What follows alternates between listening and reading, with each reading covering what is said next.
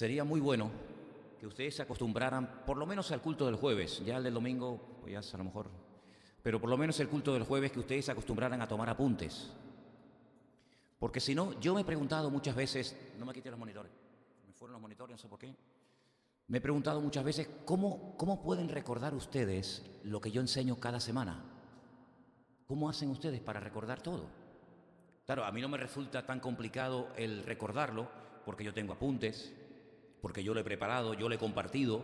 Entonces, entre que lo he preparado, entre que lo he compartido, entre que lo tengo escrito, es muy difícil olvidar lo que uno comparte, ¿no? A menos que pase mucho tiempo. Pero, ¿y ustedes? ¿Ustedes cómo hacen para recordar todo lo que aquí se enseña? Hace unos días escuché a un maestro que decía, una cosa es enseñar y otra cosa es aprender. Mi obligación es enseñarles, pero vuestra obligación es aprender. ¿Se acuerdan ustedes cuando de repente llegábamos a clase y el profesor nos decía, hoy hay un examen? Y nos cogía así, en frío.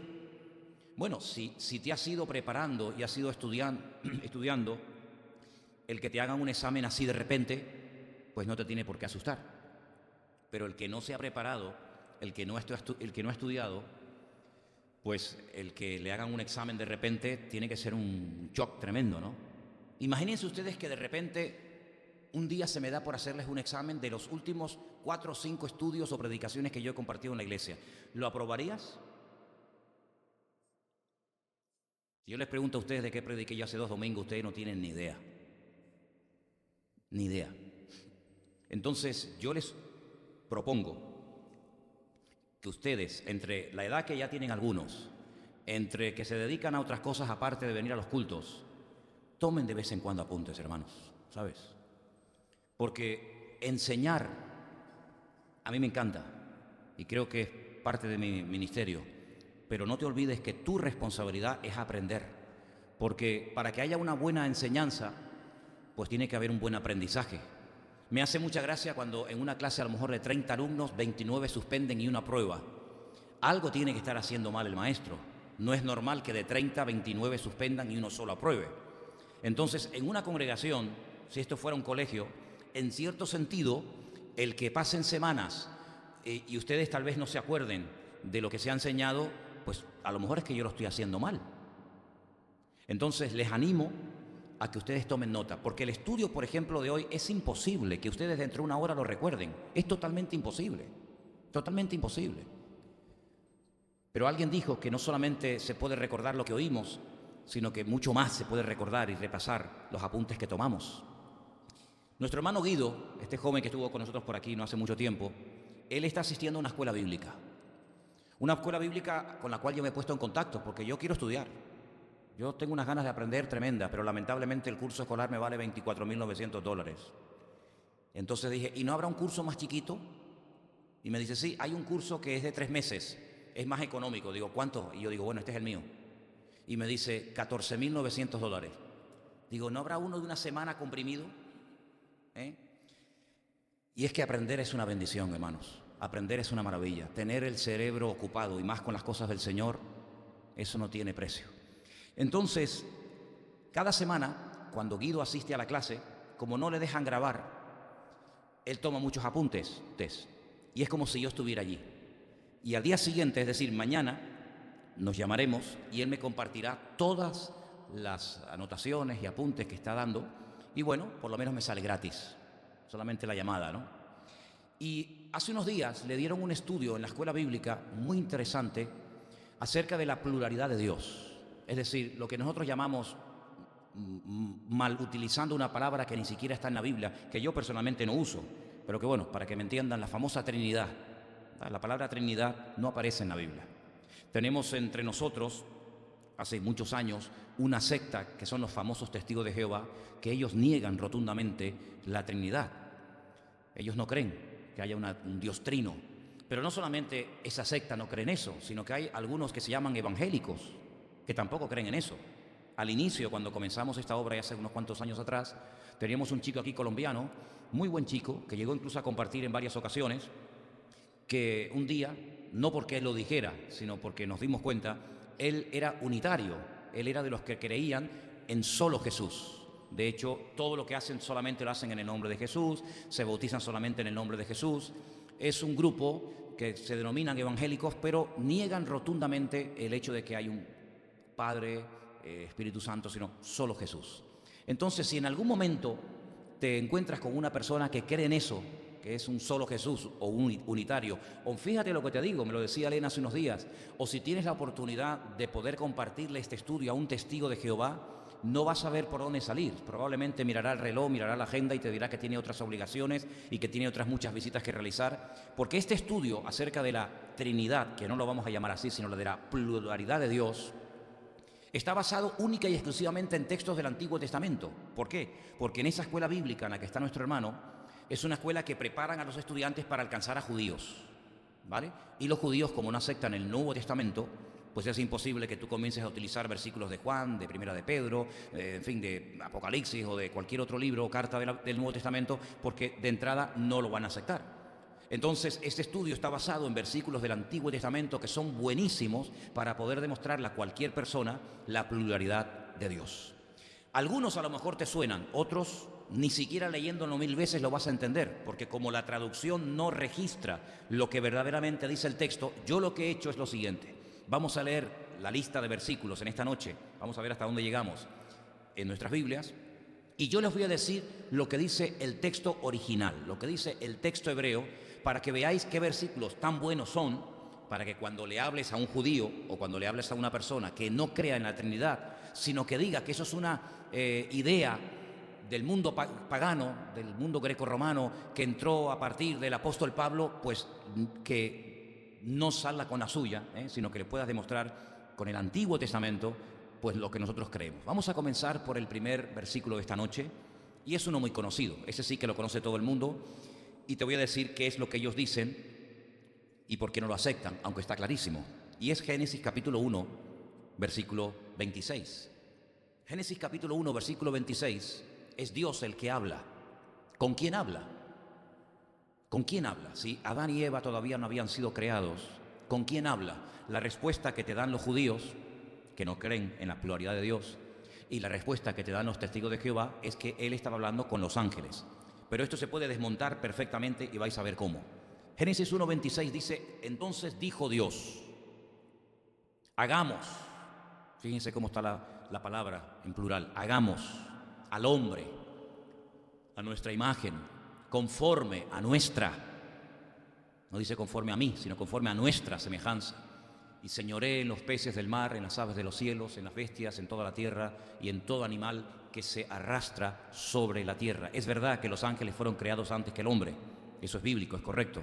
Ya Satanás estaba caído en tierra, ya se había producido aquella rebelión contra la soberanía, contra el gobierno de Dios, pero eso no quiere decir que en ningún momento Dios está hablando con los ángeles. ¿Por qué? Porque el siguiente versículo, el 17, dice, estamos en Génesis 1:26, en el 27 efectivamente, dice algo muy interesante, y es, y creó Dios al hombre a su imagen. En ningún momento incluye la palabra ángeles, lo creó a su imagen, a imagen de Dios lo creó, varón y hembra los creó. Dios no está hablando con ángeles en el momento de crear al hombre. Si alguien te dice que está hablando con los ángeles, es muy fácil, dile que te lo demuestre, que te demuestre dónde Dios habla con los ángeles para hacer cualquier cosa, sea crear al hombre o sea hacer cualquier otra intervención. Este es el versículo tal vez más conocido, todos lo conocemos, sabemos perfectamente que ese Dios plural están hablando ahí entre ellos, aunque Dios es uno también, ¿verdad? Pero no está hablando con los ángeles. Pero hay otro versículo también en Génesis, un poquito más adelante, en el capítulo 11, el versículo 7, y llegamos al momento en el que Dios decide empezar de cero. Y en esta ocasión no va a ser un diluvio, sino va a ser una intervención diferente. Estamos hablando de la Torre de Babel. Y dice en el capítulo 11, versículo 7, ahora pues descendamos y confundamos allí su lengua para que ninguno entienda el habla de su compañero. No está hablando con los ángeles en ningún momento, en ningún momento. Cuando él habla de que descendamos y confundamos, estamos viendo un texto muy claro que habla acerca de la pluralidad de Dios. Estos dos versículos en español se entienden perfectamente, pero el siguiente, el capítulo 20, verso 13, en español no se ve claro. Por lo tanto, les tengo que dar un dato para que lo puedan utilizar, porque si utilizas este versículo sin dar ese dato, no dice nada. Apocalipsis 20, versículo 13. Cuando Dios me hizo salir errante de la casa de mi padre, yo le dije: esta es la merced que tú harás conmigo, que en todos los lugares a donde lleguemos digas de mí, mi hermano es. Si ustedes van al capítulo 20 del libro del Génesis, ustedes van a encontrar de quién está hablando ahí. ¿Quién está hablando? Está hablando el patriarca Abraham, ¿vale? El patriarca Abraham le está diciendo, está hablando, y él dice: Dios me hizo salir. La palabra es y tú, por si quieren escribirla. Nos hicieron salir. Nuestra versión dice: Dios me hizo salir. El texto original es muy claro y dice: nos hicieron salir, ¿vale? Y ahí, una vez más, vemos la pluralidad de Dios. Claro, estos versículos tú se los enseñas a un judío y se queda realmente con la boca abierta, ¿verdad? Porque el que se suele utilizar generalmente son los versículos donde aparece la palabra Elohim. Todo lo que termina en im, que es una pequeña letra llamada yod y men sofit, siempre lleva una connotación de palabra en plural. Pero ellos le dan otra explicación a eso, por lo tanto no te sirve. Pero este versículo es muy bueno porque vemos que hicieron salir, no solamente Dios, sino la pluralidad de Dios, ¿verdad? Y tú hicieron salir a Abraham. Más adelante, en el capítulo 35 del mismo libro, el versículo 7, Génesis capítulo 35, versículo 7, dice: edificó allí un altar y llamó al nombre El Betel, porque allí le había aparecido Dios cuando huía de su hermano. El capítulo 35 del libro del Génesis nos habla acerca del nieto de Abraham, nos habla acerca de Jacob. Y entonces el versículo 7 dice la palabra Niglú. La palabra Niglú significa se revelaron o se le aparecieron. Aquí dice: edificó allí un altar porque allí se le apareció Dios. Pero el texto original dice: se le aparecieron cuando huía de su hermano, ¿vale? Entonces, otro versículo que usted, si quiere, se lo puede mostrar a un testigo de Jehová. Primeramente, la mayoría de los testigos de Jehová no he conocido nunca a ninguno que sepa hablar hebreo ni griego, pero si le vienen con el cuento de que Dios, de que la palabra Trinidad no existe o que Dios no es un Dios trino, ahí tiene un texto con la palabra hebrea que se la estoy dando para que usted la pueda utilizar y a ver si son capaces de decirle que en hebreo no dice eso. La palabra que tiene que emplear usted es la palabra niglú. Nos revelaron, nos aparecieron. Eso es lo que dice el texto original. Damos un salto al segundo libro de Samuel, capítulo 7, versículo 23. Segunda de Samuel, capítulo 7, versículo 23, donde dice lo siguiente: ¿quién como tu pueblo, como Israel, nación singular en la tierra? Porque fue Dios para rescatarlo por pueblo suyo y para ponerle nombre y para hacer grandezas a su favor y obras terribles a tu tierra, por amor de tu pueblo que rescataste para ti de Egipto, de las naciones y de sus dioses. La palabra que usted tiene que tener en cuenta ahí es la palabra Al-Hu. Al-Hu. Eso significa, cuando dice que fue Dios el que fue a rescatarlos, pues lo que dice es que como que fueron varios a rescatarlos. No solamente la palabra Dios, que aparece ahí en singular. La palabra Dios en nuestra Biblia siempre está en singular. Siempre. Dios, ¿en qué está? En singular. Pero es que en la Biblia usted puede encontrar el nombre Dios tanto en plural como en singular. Pero en español no existe. Tendríamos que hablar de dioses. ¿El plural de Dios cuál es? Dioses. Pero es que nosotros no creemos en dioses. Creemos en un solo Dios. Pero es que la palabra dioses, que es Elohim, se puede utilizar, porque es un término polivalente, para hablar de dioses. Por ejemplo, el capítulo 20 del libro del Éxodo. ¿Qué es el capítulo 20 de Éxodo? Los 10 mandamientos. Ahí aparece: no tendrás lo yiyeh Elohim al panay, sino no tendrás dioses ajenos delante de ti. Y la palabra que aparece es Elohim. Elohim. Sí, pero Elohim no es Dios. Bereshit bara Elohim. En el principio creó Dios. Realmente en el primer libro de la Biblia dice: en el principio dioses creó los cielos y la tierra, dioses. Pero claro, traducir que los dioses crearon los cielos y la tierra es dar pie a un politeísmo en el cual nosotros no creemos, pero que realmente Elohim significa dioses, es la pluralidad de Dios. Ahora usted puede entender un poquito mejor el capítulo 1 de Juan, cuando dice en el principio, es que empieza exactamente igual que Génesis, Bereshit hayah hadabar. En el principio creó Dios, y en Juan 1:1 dice, en el principio era la palabra, y la palabra era dioses. Nuestra Biblia dice, en el principio era la palabra, y la palabra era Dios, pero realmente dice dioses. ¿Por qué? Porque creemos en la pluralidad de Dios. Entonces, ¿quién creó? ¿El Padre? ¿El Hijo? Cuando la Escritura dice que todo fue creado por Él y para Él y por Él, ¿verdad? Entonces, no es que el Hijo empezó a existir cuando nació en Belén de Judea a través de María, sino que el Hijo es eterno, el Verbo es eterno, la palabra es Dios, la palabra es Dios, es eterno. Y entonces esa palabra se materializó, se humanó, se hizo carne. Eso es una cosa que no nos entra en la cabeza, porque nosotros no somos capaces de tener poder creativo con la voz. Podemos crear, podemos diseñar, podemos hacer cosas con las manos.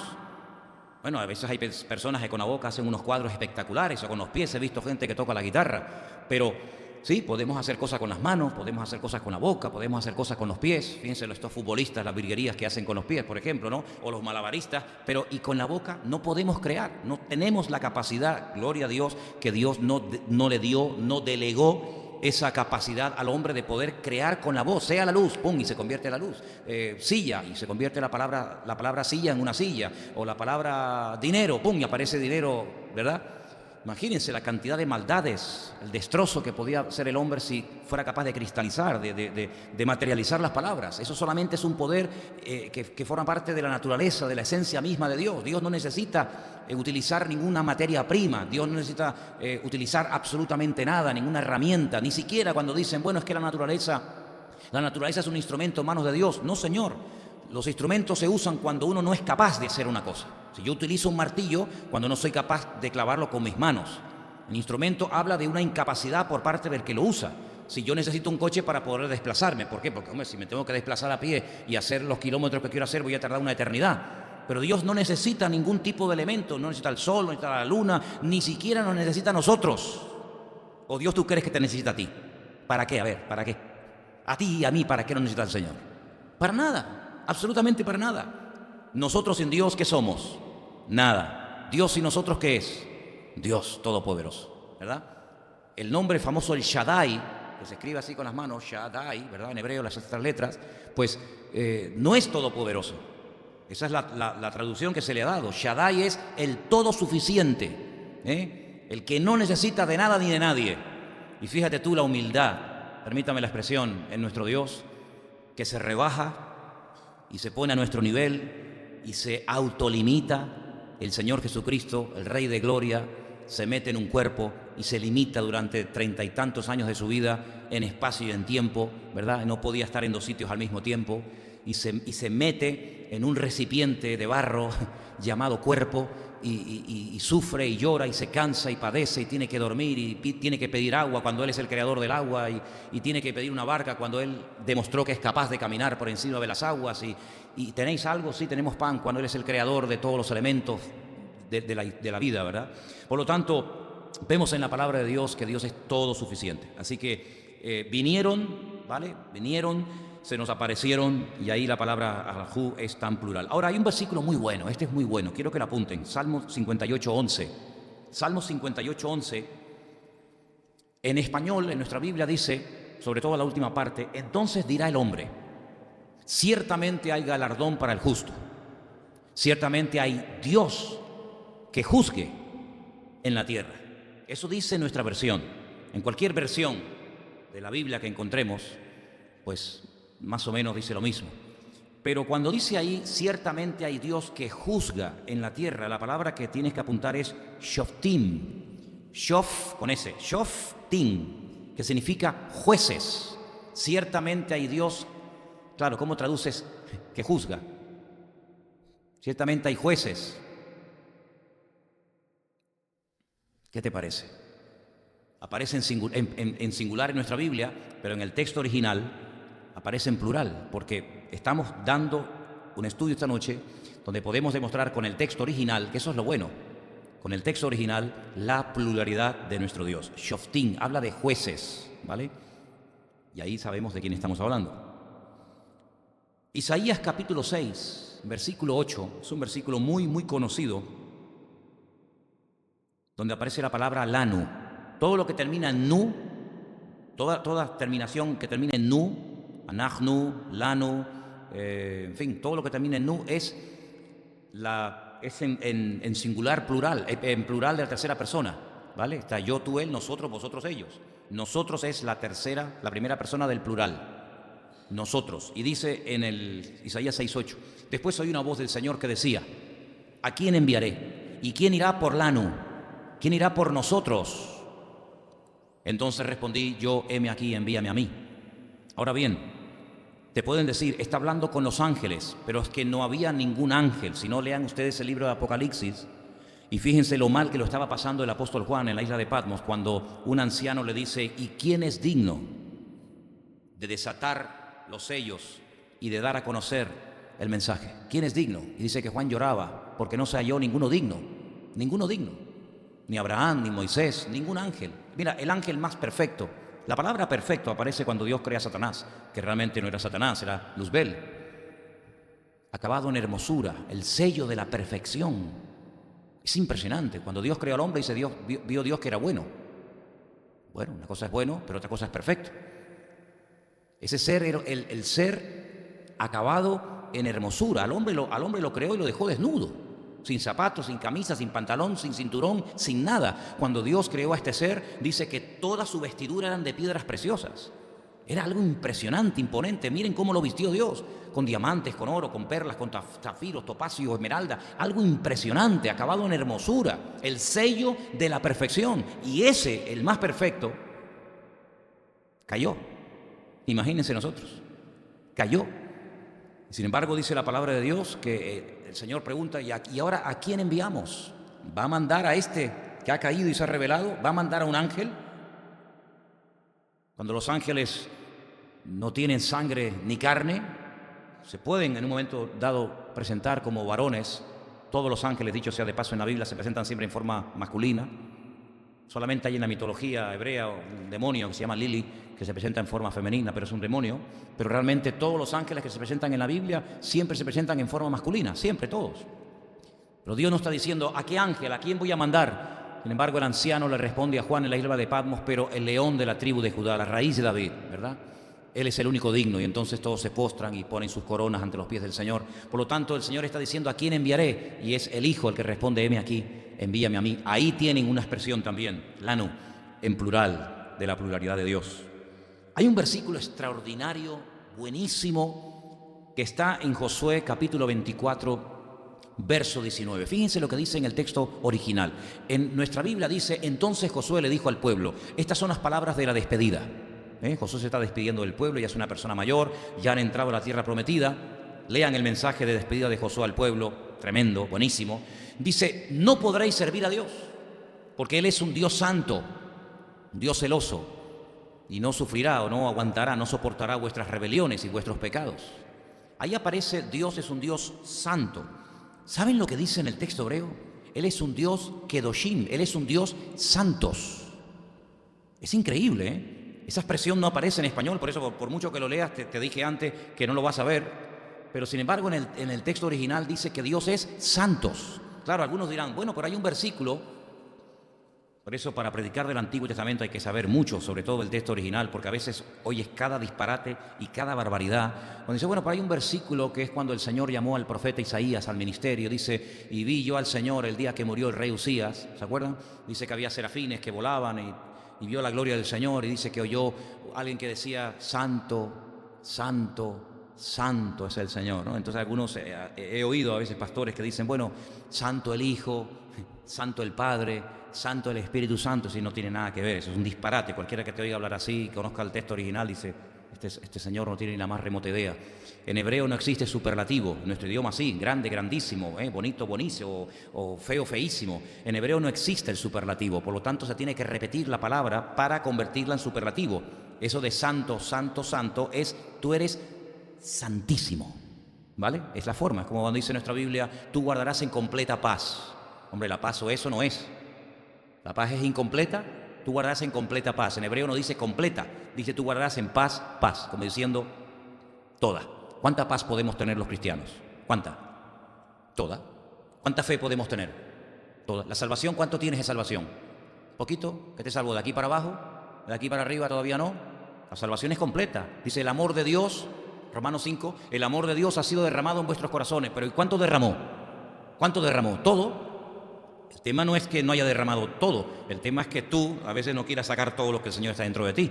Como alguien dijo, a veces es necesario que se presente un Goliat en nuestra vida para descubrir el David que tienes escondido dentro de ti, ¿verdad? Entonces, Kedoshim, tú eres un Dios santísimos. Y claro, uno dice, pero eso es una falta ortográfica, no es una falta, está mal gramaticalmente. En español sí, en español sonaría fatal. Tú eres un Dios, como hemos cantado hoy, ¿no? ¿Qué cantamos? Santo, santo, santo o santísimos, santísimos, santísimos, ¿no? Porque en español la Biblia, más que una traducción, lo que se ha hecho es una adaptación de un lenguaje, de un idioma que a veces no tiene el término equivalente y se adapta la escritura. Por eso yo siempre insisto que si usted quiere profundizar en la palabra, pues tendrás que conocer un poquito este idioma para poder descubrir estas maravillas que estamos viendo en esta noche. Un Dios Kedoshim, un Dios santísimos, porque creemos en la pluralidad de Dios. Isaías 54:5, otro versículo buenísimo, pero que en español no se puede traducir exactamente como dice en el texto original, porque sonaría fatal. Porque tu marido es tu hacedor, el Señor de los ejércitos, es su nombre, tu Redentor, el Santo de Israel, Dios de toda la tierra, el Dios de toda la tierra te ha llamado. En ese texto aparece la palabra Osayij, terminado en J, Osayij, tu Dios es tu hacedores. ¿Verdad que suena feo? Dios es tu hacedor. Así sí. Dios es tu hacedores. Hacedores me estás hablando de varios. Claro. Es que nosotros creemos en varios y en uno al mismo tiempo. ¿Sí o no? Porque la pluralidad de Dios, eso es lo que conlleva. Que Él sea hacedores, no simplemente hacedor, porque excluiría a la otra parte. Y nada que ver. Hay un versículo extraordinario, buenísimo, que se emplea mucho en algunas congregaciones, en algunas iglesias que están todo el santo día, pide que te pide, pide que te pide, pide que te pide. Y es un versículo que les encanta, ese versículo ya lo tienen ya más que memorizado. Están en Malaquías capítulo 1, verso 6, cuando habla de los diezmos y todo esto, ¿verdad? Ok. Me decía alguien una vez, es que no creo en eso del diezmo. Digo, no hay problema, hermano, no pasa nada. ¿Usted no cree en el diezmo? No hay problema. Es que eso era del Antiguo Testamento. Digo, efectivamente, exactamente. Que hay gente que va al Antiguo Testamento cuando le interesa y cuando no le interesa se van al Nuevo, ¿no? Entonces ahora pican por aquí, pican por allá, esto era para los judíos, esto es para mí, esto es para... ¿verdad? Digo, bueno, si en el Antiguo Testamento era el 10% y usted no cree en eso, como mínimo tendrá que dar el 11%, porque menos del 10 no puede dar, porque sería ir en contra de la ley. Entonces si usted no cree en el 10, pues con que dé el 11, problema solucionado, ¿no? Entonces se cayó y ya no me habló más. Bueno. Malaquías capítulo 1, verso 6, fíjate qué bonito el versículo. Está tratando de trazar un paralelismo entre el respeto a los padres y a los amos y desviar la atención del pueblo hacia el Señor. Y dice así, el hijo honra al padre, ¿verdad? Honrarás a tu padre y a tu madre, ¿no dice uno de los mandamientos? Ok, el hijo honra al padre, el siervo a su señor. Si pues yo soy padre, ahora es el Señor que está preguntando, ¿dónde está mi honra? Y si soy Señor, ¿dónde está mi temor? Dice el Señor de los ejércitos. A vosotros, oh sacerdotes, que menospreciáis mi nombre y decís, ¿en qué hemos menospreciado tu nombre? Dicho sea de paso, los sacerdotes de aquella época estaban tan ciegos que ni siquiera se daban cuenta de que lo estaban haciendo mal. Porque hay que ser ciego y torpe para no darse cuenta que uno está obrando mal. Bueno, pues lamentablemente eso es lo que ocurría. En ese versículo dice, el hijo honra al padre. En hebreo dice lo mismo. El siervo a su señor, en singular. Eso está bien. Si pues yo soy padre, ¿dónde está mi honra? Y si soy señor, ¿dónde está mi temor? Esa palabra señor es Adonim. No es Adonai. Adonai es en singular. Adonim es en plural. Imagínense que al principio dijera el hijo honra al padre y el siervo honra a sus señores. No podéis servir a dos señores, dijo el Señor, ¿os acordáis? Entonces fíjate qué interesante en la primera parte, el hijo honra al padre y el siervo a su señor, a su Adonai, ¿vale? Porque también se puede emplear la palabra Adonai para hablar de un señor, es tan singular. Pero cuando habla de la honra debida al Señor, a nuestro Señor, no añade la palabra Adonai, sino Adonim. Él es nuestro señores. Claro, traducir literalmente ese texto al castellano, al español, sonaría mal. Él es nuestro señores. ¿Qué pasa? Que hay varios. No, estamos hablando de la pluralidad de Dios y estamos viendo a través de textos del Antiguo Testamento cómo se puede demostrar a cualquier persona que ponga en tela de juicio lo que estamos enseñando esta noche, que Dios es un Dios plural, ¿de acuerdo? No hay ningún problema en aceptar eso, pero hay que saber demostrarlo. Porque una de las cosas que yo veo que muchos cristianos hacen es que a veces dicen cosas que no pueden demostrar. Las repiten porque las han oído. No es que yo me crié en una iglesia donde toda la vida nos han dicho, por poner un ejemplo, primero que se me viene a la cabeza, a mí sí me enseñó toda la vida de que la iglesia no va a estar en la gran tribulación. Muy bien. ¿Usted me podría demostrar su postura? Bueno, es que a mí me enseñaron, no, usted personalmente. O a mí me enseñaron que los dones del Espíritu Santo ya no existen hoy en día, ¿no? O a mí me enseñaron que Cristo va a venir en el 2018. Es decir, cualquier cosa que usted se atreva a decir, usted tiene que tener argumentos bíblicos para poder demostrarlo. Presentar con mansedumbre y defensa razón de la esperanza que hay en vosotros. ¿No dice eso la Biblia? Estad siempre preparados para presentar con mansedumbre, defensa de las creencias o de la postura doctrinal que usted mantiene en su vida. Si usted no es capaz de demostrar lo que usted dice que cree, usted tiene un gravísimo problema, un serio problema. Usted tiene una fe basada no sé en qué, pero usted no puede demostrar con la palabra de Dios, ni siquiera con un solo texto, aunque realmente la hermenéutica dice que para afirmar algo categóricamente tiene que haber como mínimo 3 versículos, y yo les he dado ya, me parece que vamos por 10, tiene que haber como mínimo 3 versículos que avalen lo que usted dice que es así. Si no hay esos versículos, lamentablemente es una opinión personal, y dice la Biblia que ninguna profecía, ninguna parte de la palabra de Dios es de interpretación privada, ¿de acuerdo? Entonces muchas veces la gente lo que recurre es a opiniones personales. A mí me lo dijeron, yo lo leí en un libro, yo fui una vez a un congreso y oí un pastor que dijo no sé qué, o yo sentí, o yo vi, o yo un sueño. Miren, no hay ninguna experiencia, no hay ninguna revelación nueva que haga quedar mal a lo revelado y que encima está escrito en la palabra de Dios. Nadie puede venir mañana por aquí y decir que el Señor le ha mostrado que tal y como está el patio, tal y como está el panorama, el Señor ha decidido no venir. El mundo está muy malito, veo que hay una confusión terrible, veo que hay mucho follón y mucho lío, he decidido no venir. Y todo el mundo gritando amén. Ay, no. La palabra de Dios está llena de centenares de textos que afirman todo lo contrario. Por lo tanto, su sueño no ha sido de Dios. Dice la Biblia, 1 Corintios capítulo 14, que los profetas pueden hablar por turno. Claro, los profetas cuando se refiere 1 Corintios 14 no se refiere a señores que empiezan a decir locuras y tonterías, sino son predicadores. Los profetas son predicadores, exponentes de la palabra. Eso es un profeta, una persona que expone la palabra. Dice, pueden compartir todos por turno. Cuando hable uno, el otro se sienta y se calla. Y dice, ¿y los demás qué tienen que hacer? Porque habla de 2 o 3. Habla de 2 o 3 y por turno. Y los demás, juzguen. Los demás juzguen. Ay, pero la Biblia dice no juzguéis para que no seáis juzgados. Claro, juzgar negativamente no es correcto, no es bíblico, pero juzgar con justa medida, comprobando como hacían los hermanos de Berea.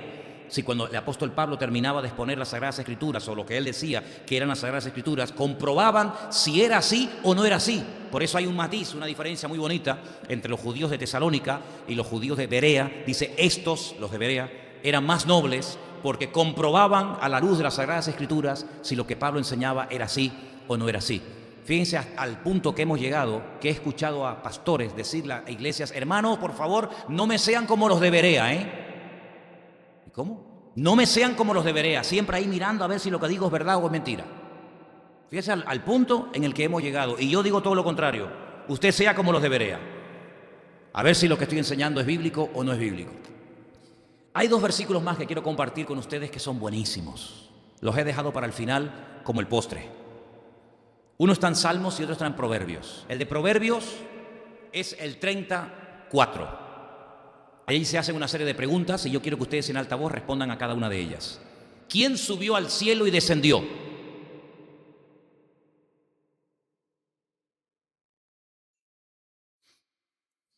No he escuchado ninguna respuesta. Subió al cielo y descendió. Conozco a un hombre, no sé si en la carne o en el espíritu, que hace 14 años subió al cielo donde oyó... ese no es, ¿no? Ese es Pablo. Ese es otro, ese es otro. Ok. ¿Quién encerró los vientos en sus puños? ¿Quién ató las aguas en un paño? ¿Quién afirmó todos los términos de la tierra? ¿Cuál es su nombre? ¿Y el nombre de su hijo? ¿Lo sabes? Vamos a decir mitad y mitad, ¿no? El nombre de Dios, por cierto, ¿cómo se llama tu Dios? Porque hay gente que dice, no, mi Virgen se llama Magdalena, Guadalupe, Candelaria, San Pancracio. ¿Tu Dios cómo se llama?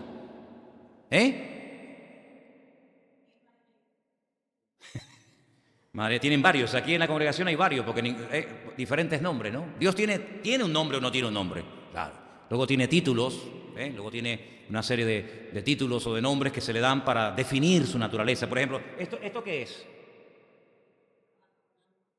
Y no puedo decir que esto es H2O, pero suena un poco cursi, ¿no? ¿Me dan un poquito de H2O, por favor? Pero es que es así. Es agua, sí, pero la esencia, lo metemos en un microscopio y lo analizamos y te dicen, esto tiene hidrógeno, esto tiene oxígeno. Claro, por eso cuando tomas agua, te da un subidón, claro, pero cuidado, en una medida capaz de soportar por el pueblo, porque como te metan un chute de hidrógeno puro, sales volando como los globos, ¿no? ¿No has visto los globos que le meten hidrógeno? Salen volando, si te metieran hidrógeno, se fue con el Señor la hermana, ¿no? Bueno, pero es una proporción espectacular. H2O. Perfecto. Ok. Pero todo en la vida tiene una esencia y todo en la vida tiene un nombre vulgar. Si tú cuando, por ejemplo, estudias las mariposas, los perros, las aves, los mamíferos, tienen un nombre común. Perro, gato, mariposa, sí. Pero lee el nombre científico de la mariposa. No me atrevo a pronunciarla. No me atrevo a pronunciarla. Igual que las medicinas, ¿no? No, dame una aspirina, dame no sé qué. Pero cada pastilla o cada nombre o cada persona o cada cosa detrás tiene un nombre que define la esencia de lo que es. Entonces nuestro Dios tiene un nombre y ahí dice el autor de este proverbio, ¿cuál es su nombre?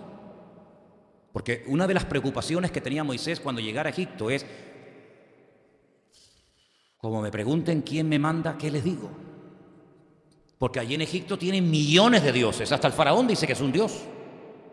Tienen un dios para el río Nilo, tienen un dios para esto, tienen un dios para aquello. Y tú me estás hablando a mí, me estás dando unas experiencias tremendas, que si lo de la mano, que si lo de la lepra, que si esto, que si aquello, la serpiente. Pero claro, después resulta que Moisés llega a Egipto y una de las cosas que hace, como es arrojar la vara al suelo, después resulta que los brujos, de verdad, los que estaban al lado del faraón también lo hacían. Entonces, ¿ahora qué pasa? ¿Quién te manda a ti? ¿Cómo se llama tu Dios? Y ahí Dios le responde, ¿verdad? Y le dice en español, yo soy el que soy, ¿verdad? Ani, yo seré el que seré, dice en hebreo, yo seré el que seré. Eso en español como que no dice nada, ¿no? Pero es un nombre que tiene los 3 tiempos del verbo ser, los 3 tiempos del verbo ser. Que Dios, ¿qué es? ¿Pasado? ¿Dios fue? ¿Dios es o Dios será? ¿Qué? ¿Dónde lo metemos? ¿Dios fue? No, si fue entonces no es. ¿Dios es? Entonces no será. Entonces, en el nombre de Dios, que lleva esas 4 letras, Yod, Hei, Bat, Hei, ahí están los tiempos del verbo ser. Por eso el verbo ser en presente no existe en hebreo, ¿verdad? Porque es un verbo cambiante completamente. Yo bebo, ¿vale? Yo como, yo camino, yo canto, pero yo soy, en cuanto digo yo soy, ya no soy, ya fui, porque pasó. Entonces el tiempo presente del verbo lijiyot, que es el verbo ser, no existe en presente. Entonces Dios, si le hubiera dicho yo soy el que soy, pues en el momento en el que salió de su boca esa palabra ya no eres, ya era, fue una parte del pasado. Y como en él no hay sombra de variación, ¿verdad? La sombra, ¿qué nos indica? Que las cosas se mueven.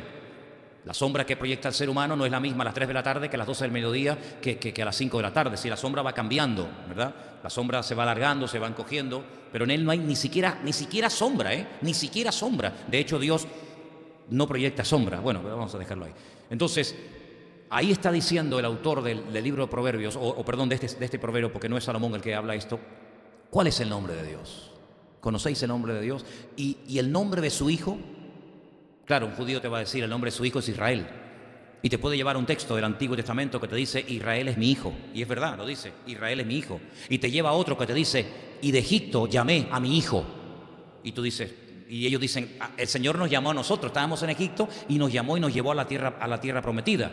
Claro, pero nosotros también sabemos que el Hijo de Dios se llama Immanuel, Dios con nosotros, ¿verdad? Ok. Y el último versículo es muy bueno y es para tenerlo presente. Salmo 2, versículo 12, y dice lo siguiente, Salmo capítulo 2, verso 12. Honrad al Hijo. La palabra hijo en hebreo es ben, pero ahí aparece la palabra bar. Lo digo porque si hay algún listillo que os dice esto para que no os descoloque. No, por ahí no aparece la palabra ben, y es verdad, la buscas y no aparece la palabra bar, pero la palabra bar también significa hijo. Bar Timeo, ¿conocéis un señor? Se llama Bar Timeo. ¿Qué significa eso? Hijo de Timeo. Bar Timeo, hijo de Timeo. Bar Jesús, hijo de Jesús. Entonces, honrad al bar, honrad al hijo. Claro, ahí, si os dais cuenta en el texto, aparece la palabra hijo con mayúscula. Eso es una cosa que va bien en nuestro idioma, pero en hebreo no es necesario escribir hijo con mayúscula para referirse al Hijo de Dios, o hijo con minúscula para referirse a nosotros, porque en hebreo, lo he dicho 1.000.000 de veces, las mayúsculas no existen. No existe la palabra mayúscula. Entonces, ¿cómo sabes si es el Hijo de Dios o es el Hijo de fulano? Por la palabra. ¿Y cómo sabes si es Dios o es dioses? ¿Y cómo sabes si es Señor? Bueno, eso se aclara perfectamente, no solamente por el contexto, sino por la palabra específica. Honrad al Hijo, ¿para qué? Para que no se enoje. Interesante, ¿no? Y perezcáis en el camino, pues se inflama de pronto su ira. ¿No lo vimos airado cuando entró al templo de Jerusalén y volcó las mesas de los cambistas? Ahí no entró dando besitos y palmadas en la espalda. Ahí se derramó la ira, ¿no? Bienaventurados todos los que en Él confían. Luego, simplemente por honrar y por creer en el Hijo, tú en esta noche eres bienaventurado. ¿Cómo se dice en hebreo la palabra bienaventurado? ¿Alguien se acuerda? Asherei. ¿Qué significa Asherei? Rico. Asherei, Haish, Asher, lo Halach, Basar, Reshaim, Udere, Hataim, lo Amado, Mushad, Lesin, lo Yashá. Bienaventurado el hombre. Bienaventurado el hombre que no anduvo en consejo de pecadores ni en silla de encarnizadores. Bienaventurado. Cuando el Señor dice bienaventurados los de limpio corazón, bienaventurado no sé qué, bienaventurados los pacificadores, bienaventurado, Asherei, Asher. ¿Qué está diciendo? Ricos. Entonces, ¿de qué nos quejamos? Si la riqueza de la cual habla el Señor ya está en nosotros. Ahora, nosotros somos una vasija de barro que no tiene ningún valor.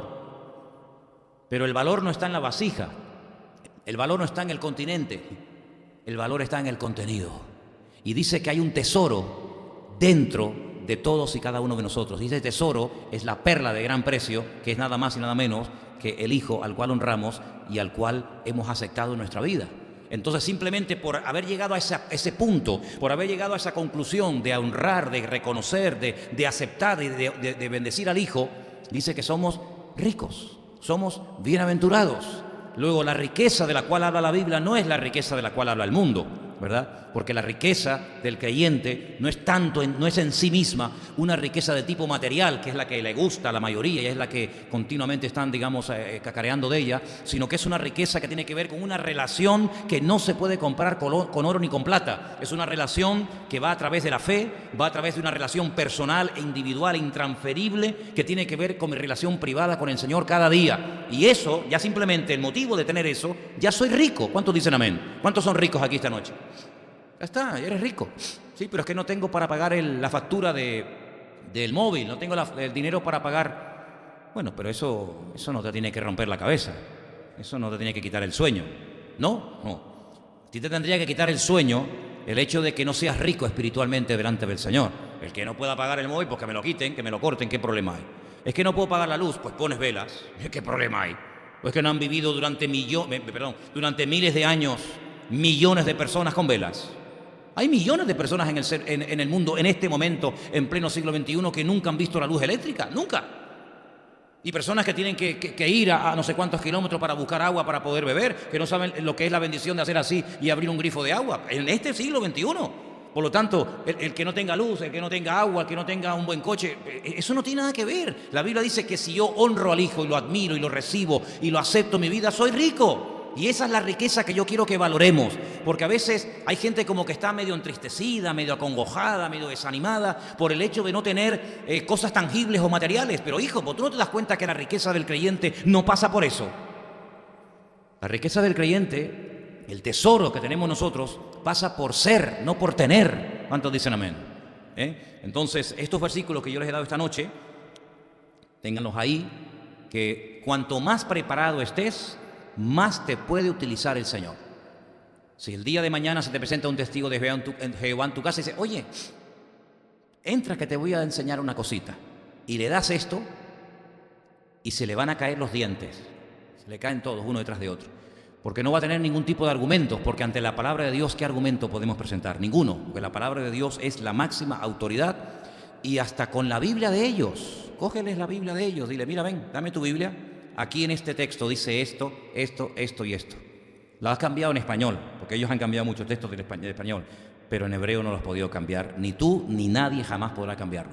Así que, hermanos, damos gracias al Señor, porque el Señor a través de su palabra nos prepara, nos instruye, nos muestra, y tenéis en las manos un tesoro que os puedo asegurar millones de cristianos no tienen, ni siquiera saben, ni han oído jamás en la vida muchas de las cosas que ustedes han escuchado esta noche.